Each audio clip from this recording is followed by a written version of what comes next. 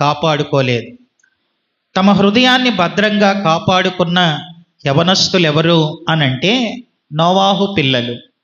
తమ హృదయాన్ని భద్రంగా కాపాడుకొనని పిల్లలు ఎవరు అనంటే లోతు పిల్లలు. లోతు పిల్లలు, నోవాహు పిల్లలు. వీళ్ళ గురించి ఒక 7 మాటలు చెప్తాను. వాళ్ళ గురించి ఒక 7 మాటలు చెప్పి నేను ముగిస్తాను. త్వరగా రండి.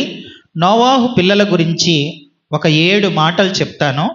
అలాగే లోతు పిల్లల గురించి కూడా మరొక 7 మాటలు చెప్పి నేను త్వరగా ముగిస్తాను. మొదటి మాట, నోవాహు పిల్లల గురించి మొదటి మాట ఏంటి అనంటే, రాసుకోండి, త్వరగా రాసుకోండి, మనకి సమయం కొద్దిగానే ఉంది కాబట్టి త్వరగా ఈ విషయాలు చెప్పి నేను ముగిస్తాను. నోవాహు పిల్లలు, వాళ్ళు తమ హృదయాన్ని భద్రంగా కాపాడుకున్న పిల్లలు.